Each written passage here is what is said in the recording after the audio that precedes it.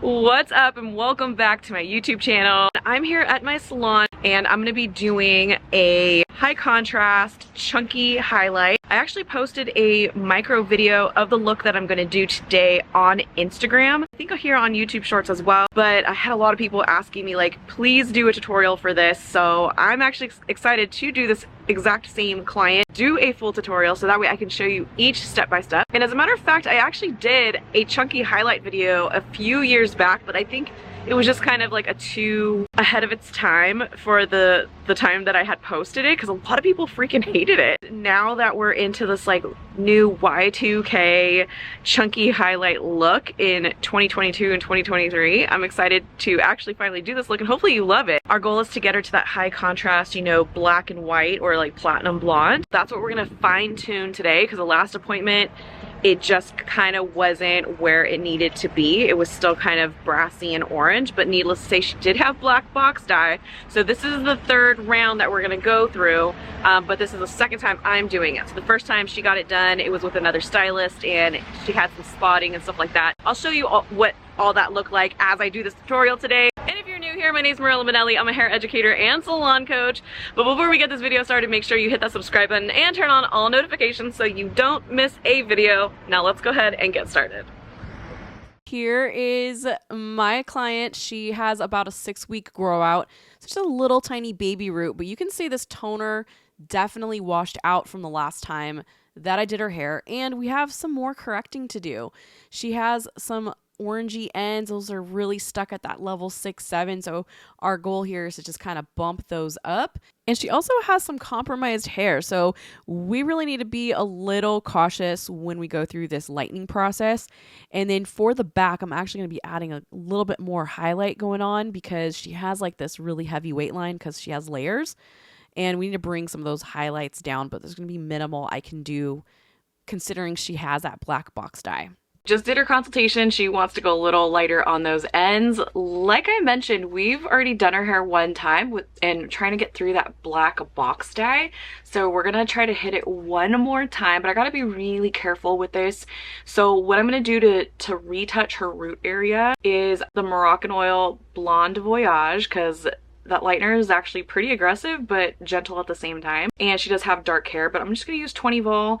It's a really great lightener to start with. Usually for as dark of hair that she has, I normally like using Joico Blonde Life, but it's a little bit more aggressive than that. And then the blue powder lightener is kind of like the third in line to that one. I just feel like it's not going to get me where I need it to go, so I'm going to use the Moroccan oil 20 vol. Then for her ends, I'm going to be using Beyond Bond lightener from Kenra. So I like that lightener specifically for overlapping lightener because it's super gentle. It has the bond technology built into the lightener, so that's why I like using it. I'm gonna go in with 10 volume just to kind of tap it, and anywhere where I don't want the lightener to live, I'm just gonna use a conditioner just to kind of add as a buffer and help the hair stick to the foil. So anytime I'm doing like a baby root touch-up like this in foil, I still like using conditioner just to help it stick to the foil. It just makes the foil stay in place and it's not going to move, and that means less bleeding. I might be using some cotton in between the foils as well, because even though we're going to be doing back-to-back slices, I don't want it to swell and touch any of her natural hair color. So let's go ahead and mix this bad boy up. All right, so I'm just mixing up a 1/2 ounce of the Blonde Voyage, and I'm going to put 2 parts of developer into this bowl. I'm going to use this lightener or this developer. They don't actually make this anymore, but I like it because it's really creamy. And if you know anything about developers, developers have a lot of conditioners and buffers, or they can, and they're all different. So some are like really liquidy, like I don't know, the one that Moroccan oil comes with is kind of creamy too, but there's just like liquidy ones. Like the one that comes like in this container is a little bit more, that has less conditioners and buffers in it. So that's really why I like this lightener. Like, look how thick and creamy that is. So I'm kind of sad they don't make this anymore, but the product from Kenra still works really great. But I love creamy developers for that reason. Just adds a little bit more cushion for the pushing, because we're pushing pigment out of the hair. All right, so this is the Beyond Bond. This is like the new packaging it comes in. Let's go ahead and tear this so it's just even. I do measure everything. And I'm also gonna do a 1/2 ounce of this as well. So we got 1 full ounce of lightener. So this is what I would start off with a partial highlight with and include in it. And then this one's just gonna be the 10 volume. This is also gonna be 1 to 2. To get started, I'm sectioning out the bottom section right at that nape. So this is just a traditional V section, and I'm removing all of the dark hair. I'm trying to follow the same pattern that she had last time, and overall, I did not touch this up 6 weeks ago, so this is why she has a little bit more of a root than on the top section. And the reason why I didn't touch it up last time is because it just seemed a little too fragile for me. So this is why we're going to go ahead and touch this up, but I feel confident in putting the 20 vol on that new growth and then the 10 vol in Beyond Bond just to kind of push that color that's on the ends a little further, because you can see how orange and kind of spotty it lifted. And my application method is just putting everything in a foil because I want the maximum lift possible.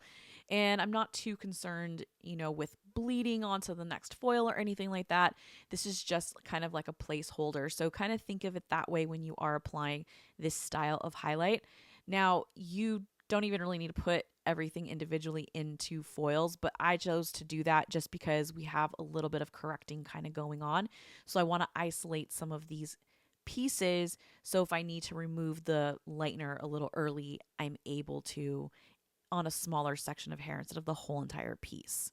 Overall, I just wanted to show you my application method, how I flip the foil up and away, creating a flatter surface for myself, and overall she just has those 6 foils living on the underside. From here, I created a V section, so I picked out kind of those same pieces we highlighted last time.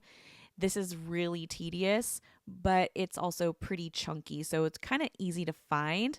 But again, we're just fine-tuning what was already existing and just trying to get it a little bit lighter and brighter. This V section is going to help prevent that shelf kind of happening that she has in the back right now, and just pulling some of those highlights a little further down. And she does have a little bit of a choppy haircut going on, so we're aiming to kind of fix that. So once I have those foils on the side that's going to veil over in the back, now I'm going to go in with a traditional mohawk section, taking all of my sections horizontally right towards the back. Now, even though this is a pretty tedious application, it's also kind of easy because we are able to see exactly what was highlighted previously. And this is where, that hard line of demarcation occurs, and that's totally okay. This entire appointment is just fine-tuning exactly what she already had existing. And this is why it was imperative that I used 2 different lighteners, one to lift and one to correct. And right here is just a little hack that I do just to make it a little easier. I'm separating each section with a little baby foil in between. And the reason why I do this is because you can see how much amazing lift we got in that mid zone. So I actually applied leave-in conditioner right in the areas where it does not need any lifting.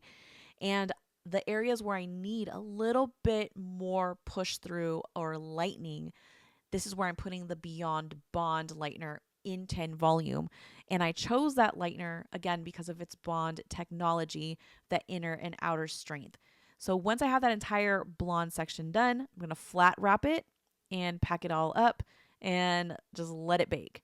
From here, I like to work from the front going to the back. It just makes it a little more comfortable for my client. I'm all about client experience, and I want them to feel comfortable while they're in my chair. So this is why I just started in the front, especially because these are sliced pieces and I don't want those foils just really hanging right in her face the entire time. Plus, these are slices and I want to make sure that they're nice and straight and even starting from the front. It's really easy to kind of get lopsided with this application because it is such a structured type of highlight. So this is why also I like starting in the front and then working back. I can adjust myself and it's a little bit more forgiving. You don't want to end kind of lopsided when you get towards the front. So that makes it really difficult. So starting in the front for me is kind of the best way to go when doing this type of application.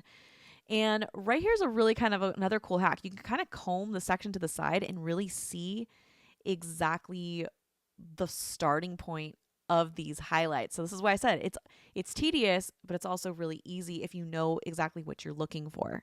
This whole application method is literally a throwback to the late 90s and early 2000s of creating a rectangular section or a mohawk section right on the top and then just taking back-to-back slices right on the top section, leaving about a half an inch to even up to an inch, depending on how much contrast and how much highlight your client wants to create. You can almost kind of see too the little dark ribbons of hair that want to kind of poke through. So depending on the section that I'm working with, again, this was a correcting appointment. So right now I'm just going through and trying to correct and make these sections as even as possible compared to the last appointment that we did. So once I get that entire top section done, I'm now going to work on the sides. And we took a very similar type of section like we did right underneath. This is going from the temple right to the top of the ear. And I'm just taking a foil and applying my lightener right onto that new growth area and then conditioner on the ends, just because she can't really withstand any more lightener in this section. It's pretty compromised. However, I did just on a little bit of the tips put that Beyond Bond. So I'm just putting the conditioner on first and then stroking a light stroke of lightener right on top of that conditioner. As you can see, this application is rather simple. I normally would charge a full highlight for this. And the little extra side note, there is cotton in between each of the subsections, and this is just to help prevent any bleeding onto the areas that I don't want the lightener to lift. So here is the pull. There you can see that cotton right there. And it's still a little uneven, but it's also much more even than it lifted last time. So I am really excited for that. But the areas where it's still kind of orange, those were all the new pieces. Now, this is exactly what you want it to look like. Look at that clean amount of lift that we got. I'm really, really happy with this. So once you shampoo this out, we do need to pre-tone in order to get a silver shade. All right, so we've got a really good lift. I'm loving how even it looks. There's some little areas where that it's just not quite lifted on the ends, and that's totally okay. I do have some lightener on her ends right now just while I'm mixing this up, just see if I can budget just a little bit more, but I'm kind of not hopeful with that, so that's totally okay. But we're gonna go ahead and try this brand new Silver Ash Rapid Toner from Kenra Professional. This is hopefully gonna give her that really icy silver ash kind of white on black look that we're going for with these chunky highlights. This is gonna process in about 5 minutes. This is a really quick process, so I gotta get this on really fast. So I'm gonna be using a really big brush and kind of just slapping it on. Let's just get this on and watch it process. This is the first time that I'm officially using it alone, so I'm excited to see what this tone is gonna look like. I've actually used this in another video where I used it as a color correction tool, so it's pretty intense, but I'm excited to see it on this nice even canvas that we got going on. So like I mentioned, I am applying the SA Rapid Toner 1 to 2 with 9 vol.